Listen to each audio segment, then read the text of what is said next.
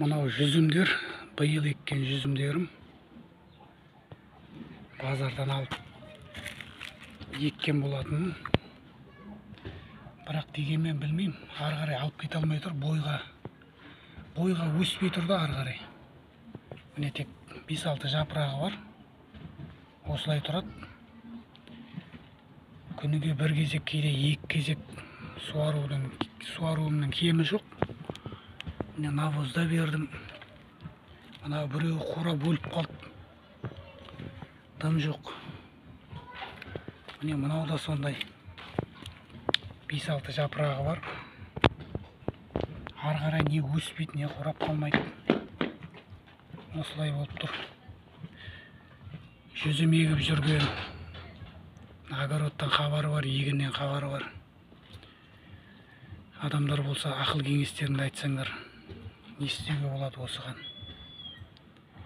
Қалай өсіруге болады? Фосфор да беріп жатырмын. Аздап азот та беріп көрдім. Бірақ неге екені белгісіз. Бойға өспей тұр.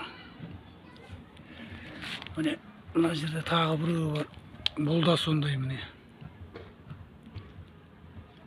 Қалай отырғызым, солай 5-6 жапырақ шығарды, сонымен тұр. Ары қарай, бойға қарай өсе алмай тұр да. Неге екені белгісіз. Түсінбедім мен. Міне мынау да сондай 2 түп ұстаған мына жерде. Бұл да солай. Ары қарай бойға өспейді. Бой жоқ та қасқаның. Міне мынау да сондай 5-6 жапырағы бар. Ары қарай өспейді. Міне мына жерге 10 шақтал еккен болатын.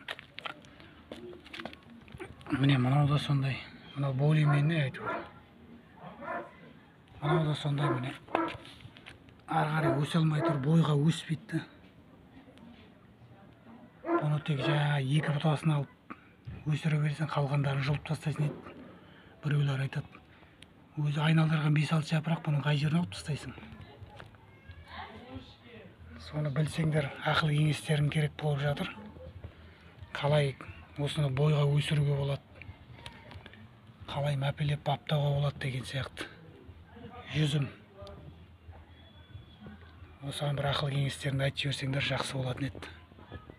Білетін адамдар болса егер, нұр үстіне нұр болар еді.